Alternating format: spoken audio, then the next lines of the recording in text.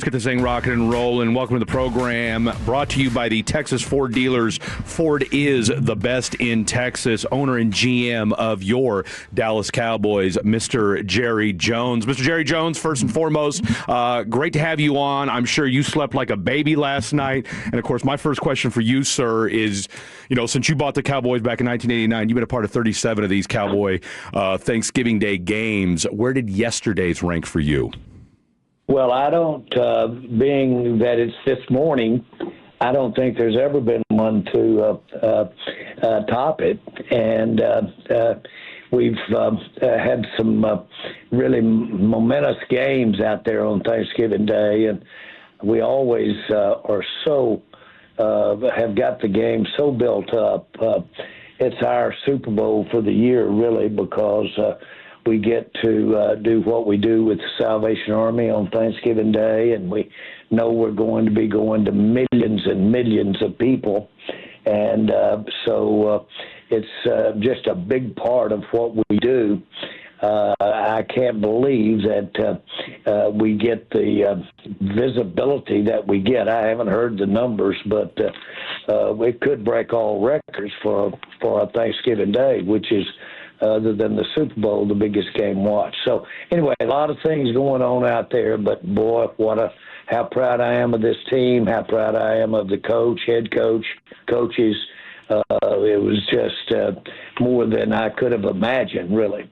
Jerry, before we get into the nuts and bolts of the football team, I just wanted your thoughts on kind of how everything went into Thanksgiving with Post Malone being out there. We had Taylor Swift up there in the box, and just overall a Thanksgiving fiasco with their Dallas Cowboys getting a win. Well, I know this, that the Post Malone thing, for him to be the featured entertainer, and we've had a list of entertainers out there over the last almost 30 years that look like who's who of entertainment. And it's a great opportunity for them. They get to go to the entire nation. And it's such a unique audience because the principal makeup of the audience probably is not an audience that watches all the NFL games or watches games. It's just they're there. It's Thanksgiving Day. Everybody's enjoying that. Plus you have the game. And it's to me, it's a wonderful chance to for an entertainer, or a wonderful chance for the Cowboys to leave an impression. Post Malone is so unique. I can't tell you what a wonderful person he is. Mm-hmm. He was raised right. And I can speak to that because his dad was in charge of all of our beverages at Texas Stadium when we were at Texas Stadium. And he would come from school, and his mom was still working, and she would work to maybe midnight. Well, not midnight, but 9 o'clock at night. Well, they had a cot, had a special place set up for him, and he just grew up being raised right there in Texas Stadium. For him to be the featured entertainer and to have had a distinguished career that he's had was just a confluence of fitting. And so I'm telling you, that alone was enough to be thankful for. Jerry Jones, brought to you by the Texas Ford dealers. Ford is the best in Texas. Jerry, you guys, much was made about 18 months ago when you had your infamous, we're going all in remark, and some might argue the all in really wasn't all that in. However, when we look at what you guys in this front office has done over the last 6 months, look, it looks like your first 3 draft picks have been nothing short of long-term building blocks for this Dallas Cowboy team. You went out and basically stole George Pickens from the Pittsburgh Steelers. Quinnen Williams has been a revelation for this Dallas Cowboy team. What did you, as general manager of this football team, what did that kind of the all-in comment and the, requisite fallback, and then basically what you guys have done, oh, by the way, trading Micah Parsons, and now we're starting to see the fruits of that labor here after 3 huge wins in a row? Well, first of all, you've got to realize you just can't think about today. You really do have to look ahead, and your strategy can begin at one point and you're still executing it, let's say 12 months later. There was no doubt when we agreed and wanted to extend Dak Prescott. Mm-hmm. There was no doubt that we needed to change the makeup of what we were. And so you don't just announce the stuff in the Dallas Morning News or in the Wall Street Journal. You go about it because there's strategies. And as it turns out, an important part is not only draft picks or not only the things, consideration for trade, but an important part of this thing is how you're going to work these salaries and meld them together so that you can have a total team. When I basically traded Micah, I knew that I was trading him for as many as 5 of the kinds of players that, if there is such a thing, I don't want to demean Pickens, but 5 Pickens, because that's what we were going to pay Parsons as it relates to 5 more players. Apart from the picks that are involved, you've got to consider how you fit them in under our system. This is not necessarily financial. Picture, if you will, college and where you give scholarships. Mm-hmm. But let's say the deal was that some players you could get for 5 scholarships. Some players you could get for the normal 1 scholarship. Well, it really doesn't work that way, but you have to decide, do you want 5 for 1? Mm-hmm. And those were the decisions. Mike is a great football player, but in order to execute on where we've ended up here and hopefully will be in the future, we couldn't pay him plus keep Pickens and keep players that you want to keep in the future. So we made that decision. Micah's very impactful, but we really hadn't won with Micah. Not because of Micah. We just hadn't won because of they were able to work around us having Micah. And they ran right at him, or they basically threw the ball quicker. Those are simplistic things. And there was no question that if we could replace him with 4 or 5 top players, Pickens-type players, dare I say, name Ravel out there that could very well be one of the best defensive backs that we've had play for us.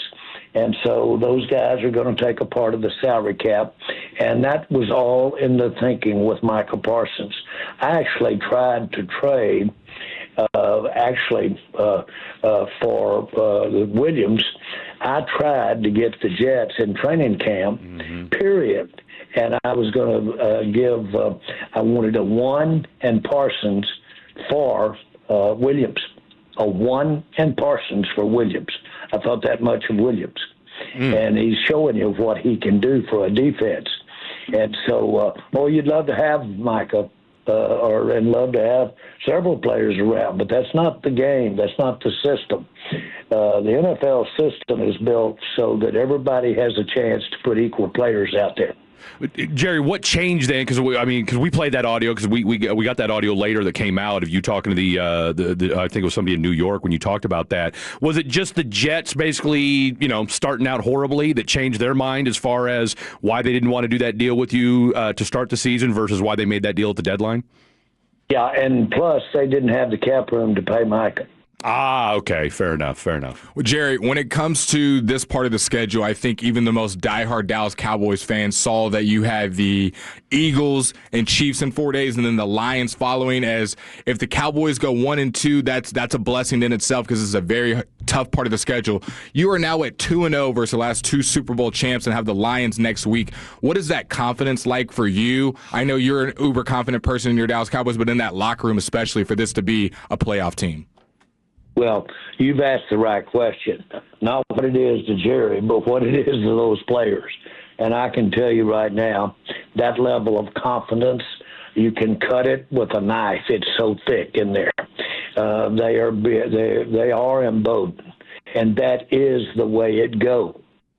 That's what happens when you start winning. Just as when you start losing, you can lose some of that. It's called momentum in a simplistic way. But there's no question. You can see us just like straightening up, having maybe been bent over, and all of a sudden looking around, and I can do this. And I know when I was a senior in college, we barely won games. And then we came to Texas to play the number one team in the nation, the Texas Longhorns. And we barely had won our games. And we go down there and we win. And Darrell Roy went for two, and Ernie Coy didn't get the ball, and we won. And we had beaten the mighty University of Texas. We went home, those little pigs of Arkansas. We were never scored on again. We're the only undefeated team in the country and won the national championship.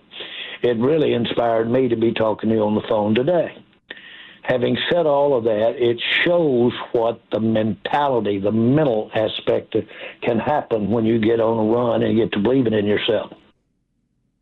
Jerry, one thing that has been talked about when it comes to you and you being GM is that, how much does he let his coaches do their thing, and how much, autonomy does he give them? And that was one of the things that people push back on. Well, that's why he hired Brian Schottenheimer, because, he wants to have his hands in everything. But it just feels like with Brian Schottenheimer, and look, I'm a Chiefs fan, so I grew up watching his dad, that he does have this kind of old school approach that you don't necessarily see in newer, younger coaches. And what is kind of what is your relationship with Brian Schottenheimer, and how much do you let him do his thing?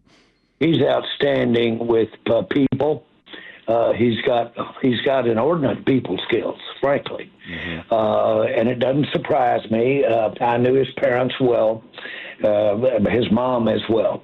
And they enjoy really exceptional people skills, really can communicate.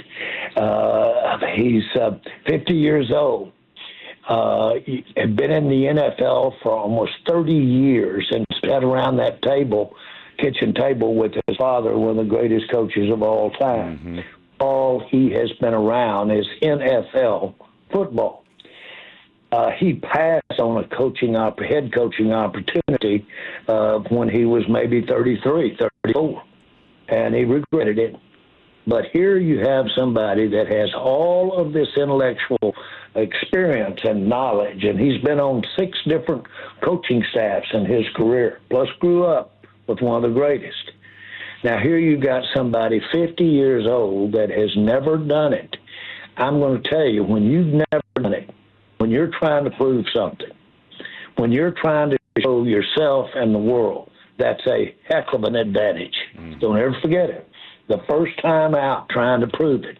On top of that, you've got all of this wealth of experience. The combination is what really sold me on him. I didn't really intend to go in his direction until we got into it. We saw that we weren't going to work with Mike, and we opened it up. And Brian had agreed to be the coordinator going forward. We knew how well he worked with Dak. And all of a sudden, we're sitting there looking and visiting with him about the coordinator. And Stephen and I were talking, and we might be looking at our head coach here. Well, we interviewed a few more people, and we still look back at that offensive coordinator we just hired, said that might be the head coach. And guess what? He's got all the ingredients of making it happen, and really works with Dak. That's how that came down. Jerry, I want to go to the other side of the ball. The much maligned Matt Eberflus, who a lot of people were calling for his head. And then after the trade deadline, you get 6 new players, some from trade, some from injury, and some new guys stepping up, and one big guy being Quinnen Williams. What can you tell me about how Matt Eberflus has changed his defense, especially in second half of football games against really good teams? I looked at our top 11, looked at the stats on our top 11 defensive guys relative to tackles and plays. It doesn't tell it all. But of that group, only two were with us this time last year. Of the top 11 in our stats for yesterday, only 2 were with us last year. Now, we changed defensive coordinators now 3 times in 3 years. That doesn't work. I'm going to tell you that creates a problem. those players can't be thinking about what they're going to do. That's like thinking about breathing. You can't do that and live life. That's got to be just that's just got to be there. Well, that was there early for us, and it's been there early. It was there for Zimmer last year on evolving into everybody counting on each other and relying on each other. That's a big thing in these defenses. Got to know the other guy's going to get his job done so you can have confidence to get yours. So you knew that was going to have growing pains when we came through with another change. Eberflus is an outstanding coach, and make no mistake about it. But he would be the first to tell you that in relying on his, let's say, his system, which he's got several systems. He can play it any way you want to play it, really. But he was relying on guys knowing what to do, and everybody was depending on them doing. And, of course, that was shaky. And then, very candidly, we had guys on the field last night that about 5 of them that weren't to be found in our first 6, 7, 8 ball games. Mm-hmm. So we have dramatically changed the talent composition out there, plus more, just as important, we have changed the reliance on each other, the execution of which has to evolve. And when you come in fresh players, new players, as well as new coaches, that's a big challenge. And, of course, if you look from last year's coaching staff to this year's coaching staff, it's been a complete change, really, overall. A couple of the coaches are there that were there. And, of course, Brian is not only calling the plays, which he hadn't been doing, but he's head coaching the team. So there's been a dramatic change here. And we really affected that change. The most important ingredient was when we signed Dak to made him the highest paid player in the NFL. Jerry, sticking on that defensive side of the ball, you talked about some new guys being out there, and we saw Kalen Carson obviously was banged up and wasn't able to suit up. We saw Ravel get a little banged up. Where are we at on the Trayvon Diggs returning back to this team? Okay, he'll be on the field. Could have been on the field, wanted to be on the field last night, but he'll be on the field as at Detroit, in my view, the barring an exception. By the way, Ravel was not hurt. He wears a brace, and that brace kind of malfunctioned on him out there, and they had to make an adjustment on that brace, but he wasn't impacted physically. And that brace is an assurance thing. Frankly, I wish that all. If I had my way, I'd want them all to wear knee braces. Mm-hmm. But won't do that. Jerry, I'll tell you what, I was glad I mentioned the Revel stuff because I know some folks were talking about it on Twitter afterwards. And so, like I said, obviously you talked about Quinnen Williams and his impact and Trayvon Diggs, and obviously that'll be a big part of getting him back on Thursday. A little bit about Logan Wilson. I think some folks are wondering, okay, are we going to start seeing him a little bit more? And then as far as, I don't know that enough has been talked about with the Solomon Thomas edition and that, and what you guys have done there. And just overall, like, how pleased are you with some of these, because you guys have been, criticized before. Well, there they go, value shopping again. But for the most part, I mean, you guys have hit it very well this year with some of these signings, Kyer Elam notwithstanding. Wilson was impactful last night, to mention him. And this is an instinctive thing for especially an inside linebacker. It's just instinctive. If you've got it, it's dramatic. And that is that he not recognizes, but at the same time he's recognized that he's moving toward the hole. And you got to fill. It's called filling the hole if you're a linebacker. And those big guys up front are making holes for you. They're keeping those big guys from stepping out and hitting those linebackers. He's instinctive on hitting the hole, and you can see it last night. And you look to see more of him. Jerry, I'm excited to ask you about this one because we talked about it last night about Pickens and kind of the players that he reminds you of, and you mentioned Dez Bryant. Just him and CeeDee Lamb out there, do you just feel uber confident that anytime Dak targets him that it's going to be a positive play and kind of what they mean to this offense? Because I don't think Cowboys have seen in a while two dominant receivers like this night in and night out. Well, I'm going to answer your question by saying I agree with everything you just said. And, boy, we've got two number ones. And that really is problematic. They had their best one on, I think they had the best one on Lamb yesterday, and he showed out. And worried about a lot of times Lamb can catch football and has for years. So now, like anybody, he was thinking about running before he's catching his ball, for instance. So we all have to refine where we've gotten a little lax. So I'm so proud that he had the day he had.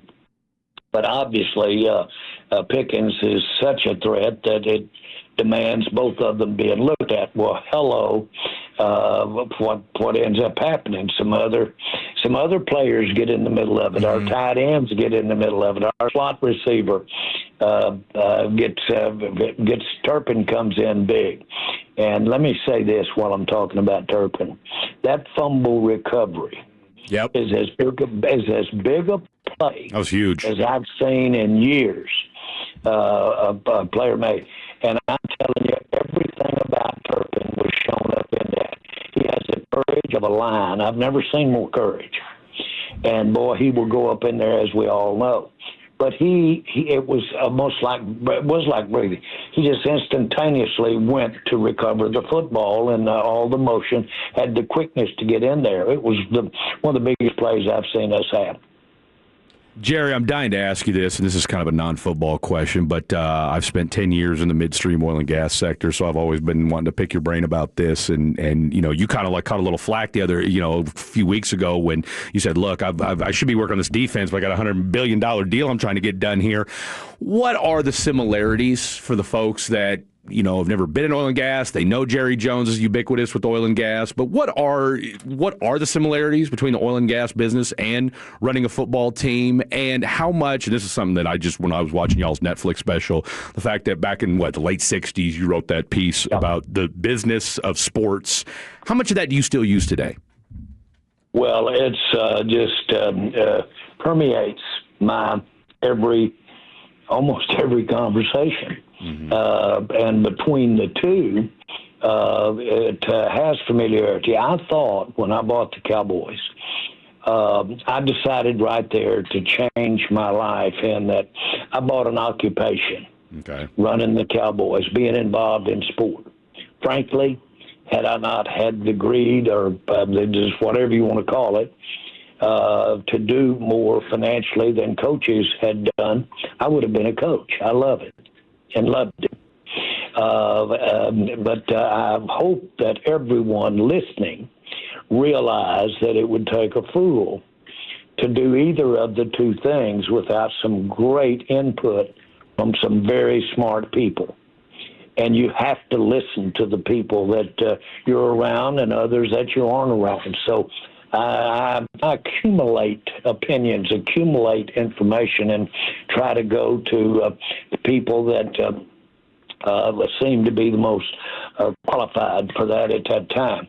The best thing I can say about oil and gas is that, relative to football, is that pretend that I'm sitting with a bank of phones, a couple of phones, and in my left ear, left hand, I'm talking to someone that has just told me that I've lost my proverbial butt and I've gotten a major dry hole that costs enough to make my eyes water.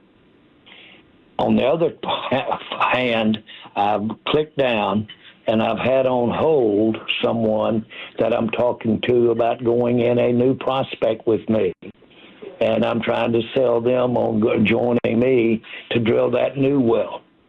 When you go from the left being told that you've just been hit on the nose, your voice can't break. You've got to go in with all the enthusiasm as though you had just found some big field. That's football. That's all business. They're very similar like that. I thought when I decided to really spend my life in sports, and that's why I kid with sports people, sports media especially, because I say, guys, be a little sweeter to me. I said, be a little sweeter. I said, we're persons. I said, all of us have decided to spend our life in sport, principally. And so we got a lot in common. Well, that doesn't get me very far, but I feel that way. We do have a lot in common. But I had thought, though, that because the oil and gas business is competitive, there are piranhas out there. Yeah, it is. And, boy, are they smart. And they will get you, and they'll get your money. I thought I might get bored when I got over into really full-time sports and all the things that were involved. I had no idea that it would evolve into where it is today with all of the issues of teams and the kinds of decisions we make and, frankly, the money that's involved. It's been the last thing from making me have cabin fever about getting over into competition. But you think it's competitive on the football field? Get over in that oil and gas business, and you'll come out of there with nothing but, if you will, get out with the shirt on your back. Jerry, I'll get you out of here with this open-ended question. What do you have to say to all the fans that are listening right now after 3 big wins and headed to the Lions next week? Well, I'm so happy for you. You can't imagine how important you are in thinking on every decision I make. And I happen to understand. Tex Schramm once told me, I was riding along with him and just met him, and I said, Tex, I wouldn't be sitting with you had you not done such a great job making the Cowboys America's team. And I was riding shotgun, and we rode along about another quarter. And he finally said something. And he looked over at me, and he said, this would be a hell of a business, Jerry, if you didn't have to play them football games. Think about that a minute. I said, what in the world? What kind of answer is that? I know exactly what he's talking about today. And so to that end, I'm excited for you, our fans, through you, our fans. And this is what you deserve. And I'll assure you that I've not lost 1 ounce of, as a matter of fact, I've gained on it. And you'd be shocked at the kind of check I'd write if I knew it'd get us the Super Bowl.